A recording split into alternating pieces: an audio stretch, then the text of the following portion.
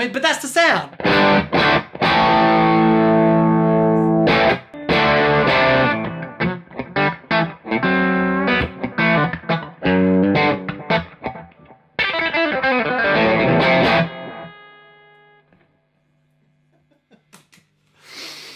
Hey guys, welcome to That Pedal Show. Dan here. Mick here, hi. Right, so you find us pedal show ad hoc, you might say. There's a little story behind this one, and it's interesting because we're not going to be really talking about pedals. Interesting because... Oh yes, interesting. This is for Benjamin Klein. Benjamin, thank you for your drinking game. We're going to play it with you from now on, and this means you have to be drinking consistently throughout the video. Anyway, any road up. So, why are we here? Why is he holding a different guitar? Why have I got a 57 Strat? I was talking to a friend on Facebook. Facebook is brilliant. About an amplifier. Mm-hmm. A 2-Rock Studio Pro 35, which is one of my favourite amps. Anyway, so we got to talking, and he sent me a couple of pictures via Facebook Messenger, one of a 63 Strat and Fiesta Red. Mm-hmm. And then he said, oh, by the way, I've got a 59 Esquire as well. And I'm like, Can we come and see you? And he said, if you like, you can come over and see them. And I was like, okay, that sounds good. Do you mind if I bring my friend Daniel? And anyway, Pete was very accommodating and has been very kind to us and has got a couple of guitars out of very secure storage to show us to see. And the reason we're doing this is because he loves Telecasters, I love Strats, and it's very rare that you get the chance to have a go. Yes. So, we're not really talking about pedals, although we will feature some pedals, and we are plugged into the aforementioned Studio Pro 35. So yeah, I think because we get so many comments about the guitars, and it's, you know, thank you again everyone for the comments, we really appreciate them, keep them coming. But a lot of you guys have been really interested in the actual guitars that we're using. And, you know, the Telecaster that I'm using, this is it's a custom shop 63 NOS, so new old stock. So when I bought it, there wasn't a scratch on it, it was brand new. So all of the wear on this is, you know, from gigs. It's done over 1,000 gigs with me, this guitar. Now, when I bought this guitar, it was okay, but it had some issues. One of the issues being that the lacquer, the nitro cellulose lacquer on the neck, hadn't set properly. And, you know, and even now, so this guitar's about 12 years old, and even now, if I get my thumbnail in there, I can still scrape the lacquer. Yeah, it hasn't gone off. Yeah. You know, and this is... It looks great though. It looks great, but it didn't always feel this great, it didn't always sound this great. It's taken a lot of time to play this guitar in. And I've just been very interested to see, okay, this is very interesting. There you go, Ben, get to it. So this is a 64, late 64. That's what this is trying to be. Exactly. So the veneer, rosewood veneer on the fingerboard. Do you know when they started doing that, Daniel? No, please August tell me. 1962. Really? Yes. Key feature of a post-August 62 Fenders was the round lamb rosewood fingerboard, not the slab board which you would find on a pre-August 62 guitar. Okay. So... Yeah, we've tantalised enough. Okay. And I'll just tantalise a little more while he's doing that by saying this is a 61 Fiesta Red Strat. Okay, good. Nice. Okay. It's alright, I scratched already. So this... Sorry, Pete. This guitar, this is the standard bridge pickup. It has a Don Mayer Super Sport in the neck. I love this guitar. So this is just the guitar straight into the 2-Rock.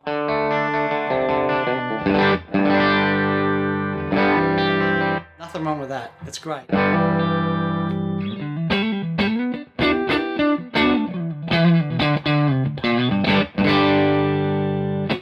Nice. Yeah, it's lovely.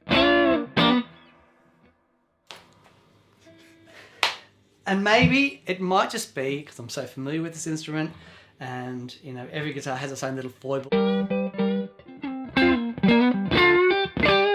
You get used to it. But immediately, on picking up the 64, so all of the original nitro is still on this neck. That I've taken most of this off because it was like playing over tapioca pudding. It was ridiculous. Whereas all the original nitro is on this neck, and it is beautiful. But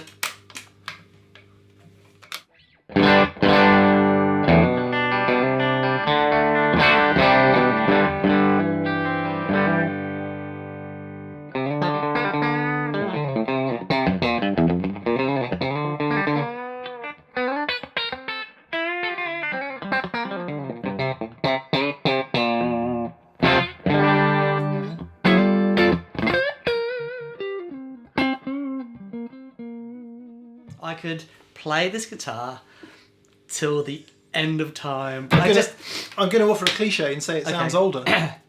Okay, cool. And it.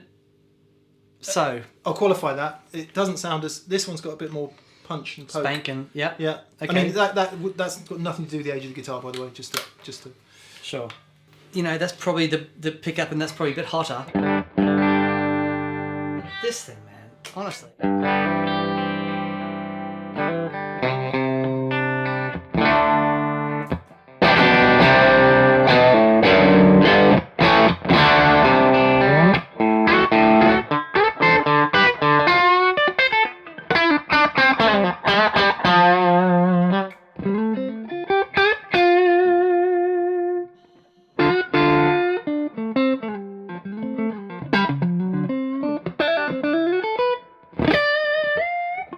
That thought.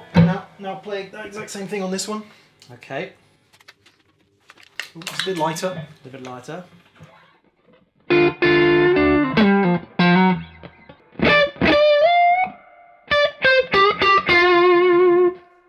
It's just much more aggressive and in your face, and well, that sounds like a.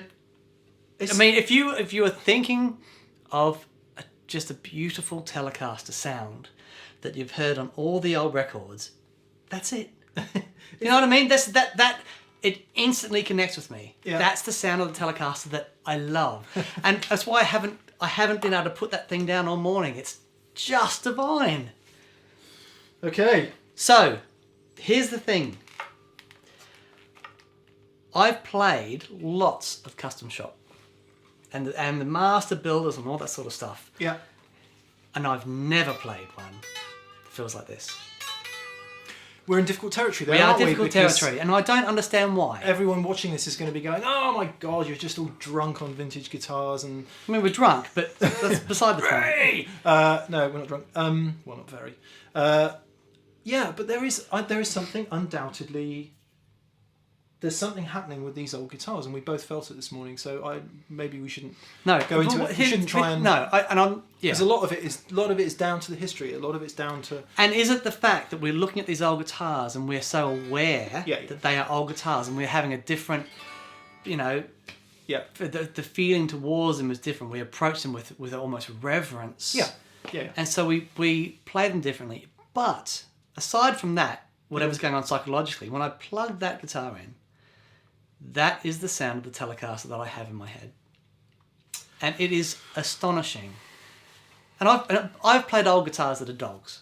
Yeah, and so just because it's old, doesn't mean it's great. However, when you find an instrument of that vintage that speaks like that, you have been unusually fizzy this morning. Oh man, I just loved playing that instrument. And I've enjoyed playing guitar so much today on this thing, Well, I think you should play it some more then. Okay.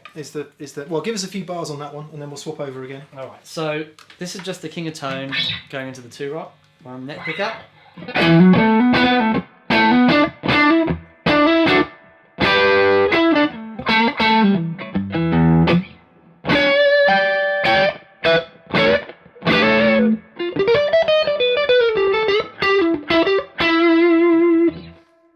Great guitar. Yep, great guitar, punchy in all the right ways, and in a live context it's really great. But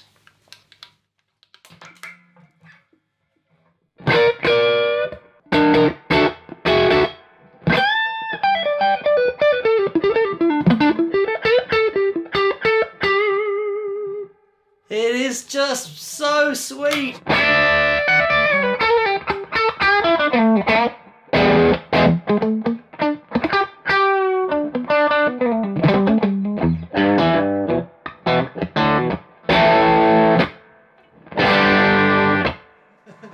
Wait, but that's the sound. That's it. That's me done. This is me done. But seriously, I've had Teles and I've worked so hard on this guitar to make it sound good, and it sounds great. Instantly, I plugged into this thing this morning. I'm like, oh, you're joking. This is, I think we better move on to some Strats. Okay, let's I'll try and settle down. Okay, I've had a cold shower, smacked myself around with a cold spoon. I tell you what though. Alright, enough! It's going to be hard to walk out of here. Well, anyway. Okay, so your Strat. My Strat. So this... Which is a great sounding guitar. This is about year 2000. It was a special edition made for the Beatles gear book. So it's just a standard American vintage. But interestingly, it's got no undercoat. So it's basically just a straight, very thin nitro sonic blue, I think, which is one of the reasons it sounds the way it does. Anyway, you know this guitar very well. This is my 62 reissue Stratocaster.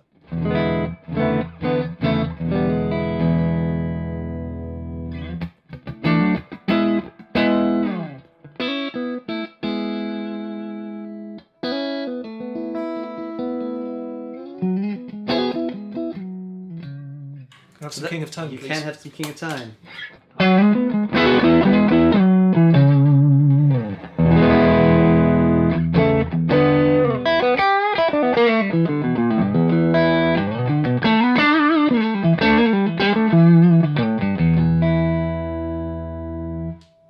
It's not the worst sounding Strat in the world. That is beautiful. Really, really lovely. However,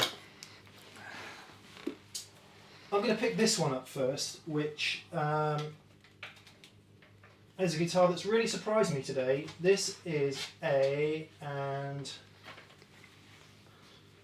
Pete might help me out here, 61. You can talk, Pete. Okay. So this is a 61 ash body, which is slightly more unusual. So it's exactly the same thing.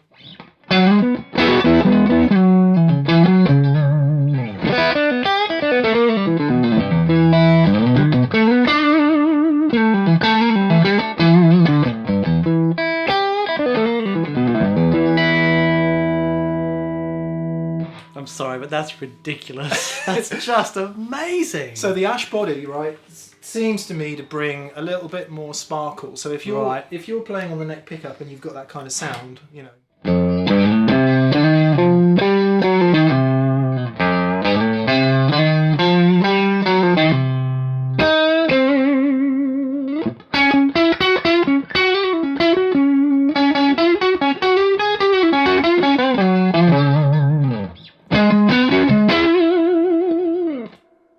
Gives you a slightly wider. It's you're trying not to be as excited as I am, and you're failing. Okay, and the another thing I really love about this guitar is because it's a refinished guitar, so it's been refretted. It's got a 5-way in it. The tone pot is on the bridge pickup, so it's a really usable guitar, even though it's a valuable vintage instrument. You know, it's got all the things to make it.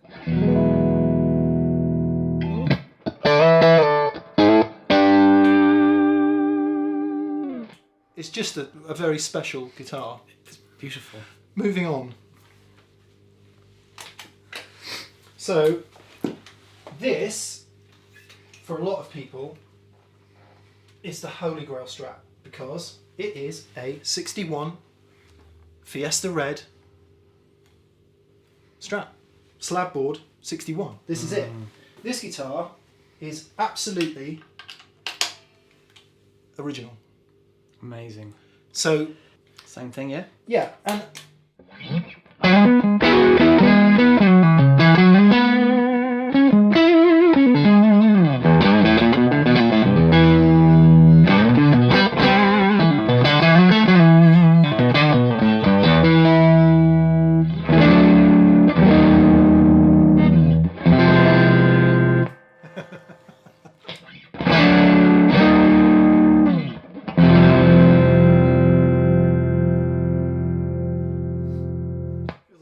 privilege to play wrong chords on such a fantastic guitar. So immediately, thicker. very different. Yeah. In the mid range, it's a very different character. Yeah, and of course it's got the original three-way Three-way. selector. So you have to, if you want the in between, you've got to jam it in between. I say jam it, just balance it in between.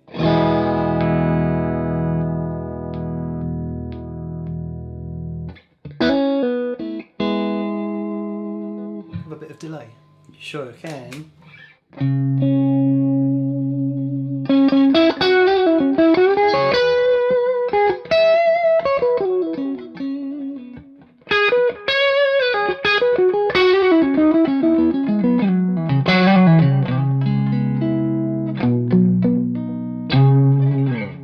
A little bit of tuning issues there, but anyway, let's try and get around that.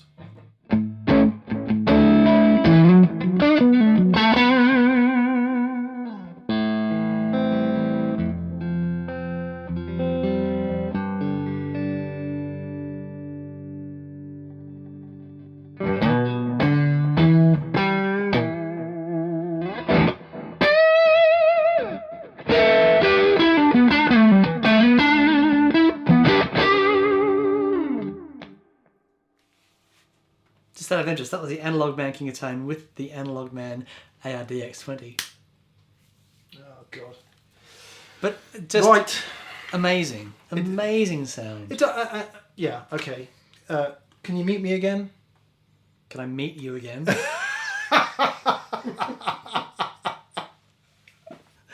You should be on. No, me. I see. Oh, mute. Yeah. Mute. Right. And just to finish off the completely stupid, crazy day we're having. How about this? Ash body, maple neck, 57.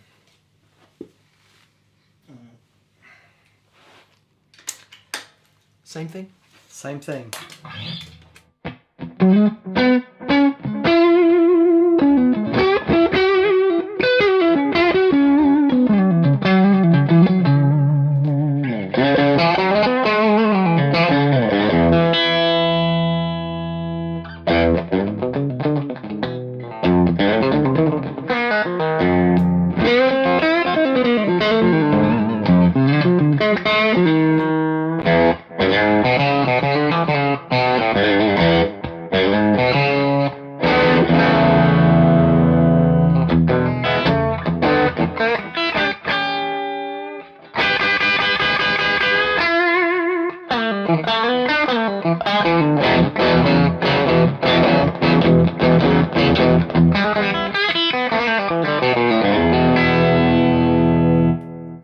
I don't know why maple neck strats make me want to do that, but they do. But that's the sound I think of when I think of a maple neck Strat. It's just so different from that. That is so warm. Yeah. I mean, most maple neck Strats that I know are very fast. Their attack is really quick. Yeah. But there's that thing is just so warm. Well, we were surprised, weren't we? Because when we first plugged it in, we were like, oh my God, it was, in some ways, it was thicker sounding than the ash body rosewood necker. But I don't know.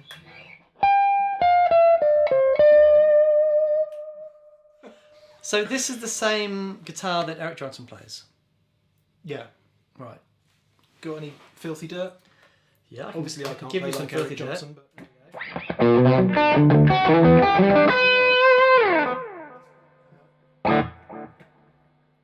Obviously, being original spec, Right. you can't roll the tone off. Oh, of course. So you'd have to roll off some tone on there. Okay. And give me... Which one's on, this one? No, it's the one at the back.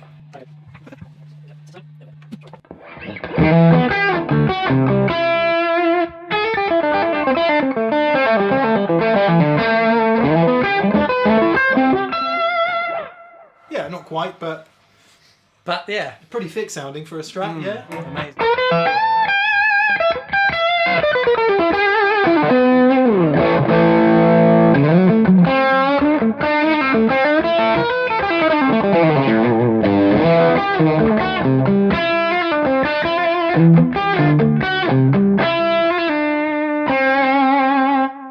I've forgotten how hard I find it to play maple board Right. Strats, because they they just grab your fingers a little bit more on the fingerboard. Anyway, enough about that. Okay. So, well, I've got one more. I got one more telly. Let me put this one down.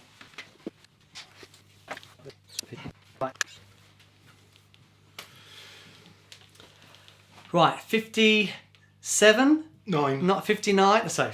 59 Esquire.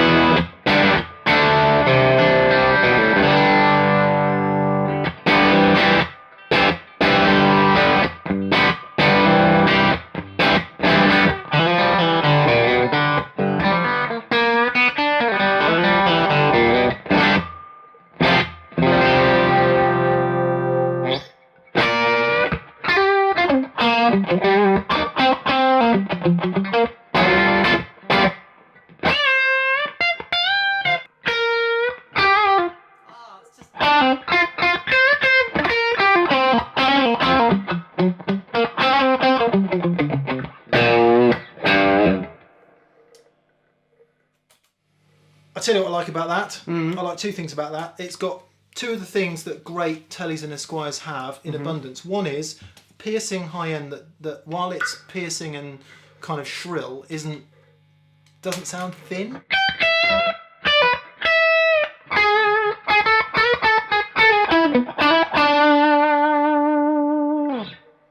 Oh man. And secondly, the bridge pickup's a bit microphonic, or the pickup. Actually, three things I love about Teles. Two, the bridge pickup is slightly microphonic, which makes it sound like a proper vintage. Yep. 4 things. 3, I love 7 things. I love the top loader. That's great, isn't it? Yeah. Yeah. 4, it doesn't have the pickup that it doesn't need. Well, okay. No, yeah. Telly Nick, but No. sound great, No. but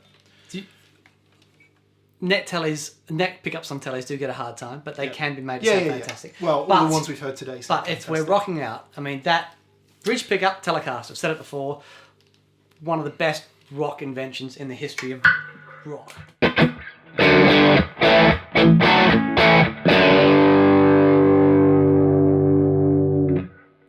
Awesome. Seeing as we've got a 1959 Fender Esquire, why don't we just explain what the switch does? Okay, so, yeah, good point. 3-position switch, okay? In the back position, what it does is it disconnects the tone control. And the volume control? And the volume control, Yeah. but it's the tone control. So the load, having that tone control in line with the volume control, it just basically disconnected. So I'm gonna use the Jester, which is a bit of valvey overdrive. So with the switch all the way back, the tone control is disconnected. Okay? Makes no difference. And disconnecting that tone control, it removes any load that has on the circuit. If we go to the middle selection, the tone control is now in circuit. So here's the difference between having the tone control in circuit and out of circuit. Now, it doesn't make a huge amount of difference, but just there is definitely. You hear that? Yeah, definitely hear that. So, roll that back a bit. So I now have a preset sound with that.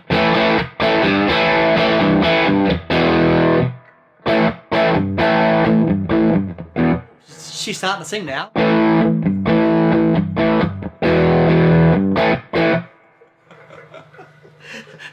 Now it's time to rock out. Oh, listen to that!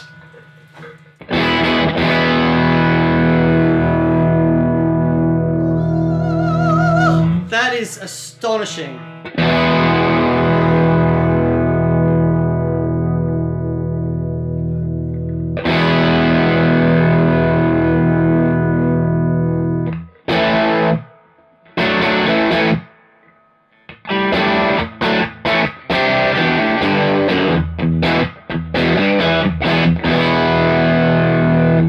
Right, stop.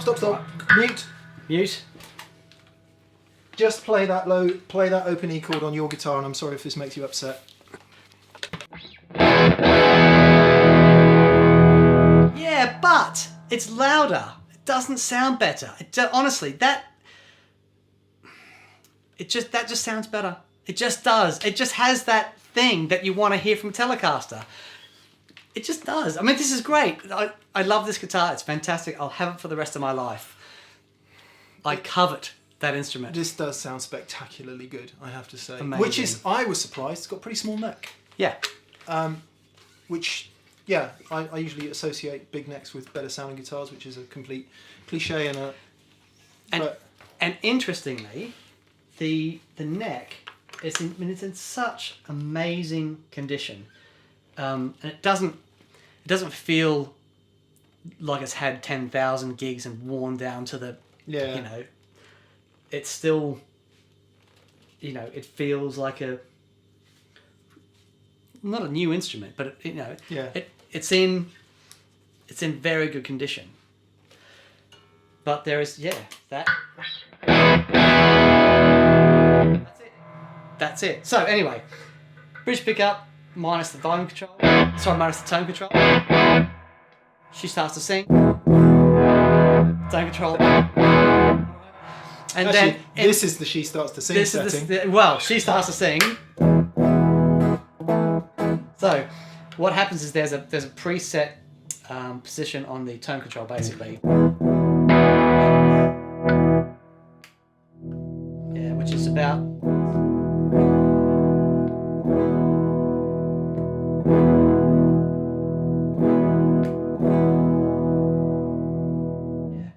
around there, but most of the tone rolled off.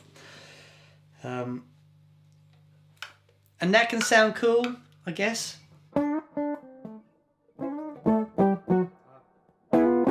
No, not for me. It doesn't sound cool.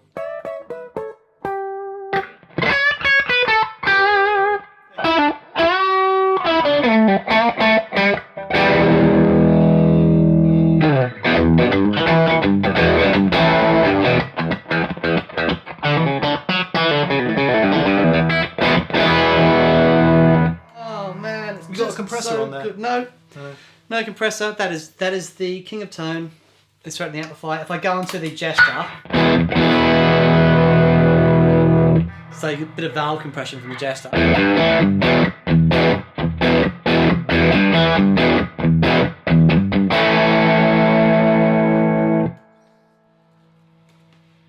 Ridiculous! Ridiculous! You can. Have you got a compressor on there? No? Just out of interest. Oh, yeah, I've got it. With El Grunge or just compressor? A little bit of grunge. How about a little bit of grunge from the King of Tone? Okay. And a bit of compression. How about that? We can make that happen. I was going to make the joke it was in tune when I bought it, but I didn't bought it, and 1959 was a long time ago.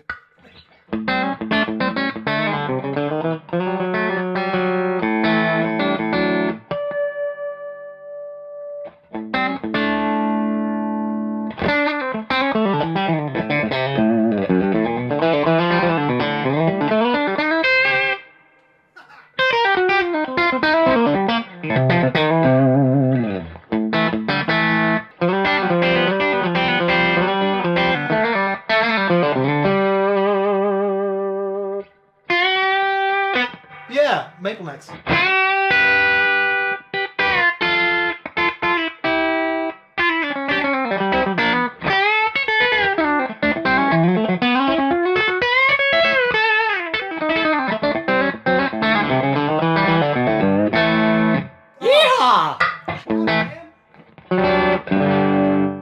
I find maple necks very hard to play. Do you? Yeah, but the sound, man.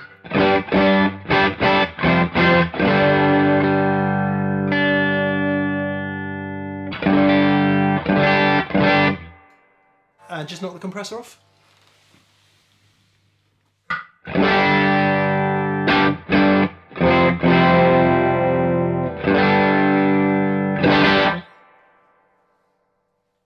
Well, guys, I hope you enjoyed that. I've partly enjoyed it, and I've partly depressed. Massive thank you to Pete at Lewis Guitar Works for facilitating this amazing day for us. It's, honestly, it's like a kid at Christmas in a candy store with. So we hope to see more of Pete. I think that's a fairly safe bet. Yeah. You know, Pete's now become a really, really good friend. He's my best friend. Thank you, Pete. Yeah, thank you, Pete. Amazing. And thanks, Mrs. Pete, as well. Yeah. For looking after us. Yeah. So I'm going to see how far I can get down the street with these two. Okay. Before the cops hold call. them down. If we need to talk about pedals for 2 seconds, given that this is that pedal show, that was the Analogman King of Tone. Yep. And you switched in the Kingsley Jester. The Kingsley Jester. And one other thing. The Analogman ARDX20 for the delay. Yeah. Didn't you switch in another overdrive when I was trying to be Eric Johnson? Oh, I did. I switched in the kilt.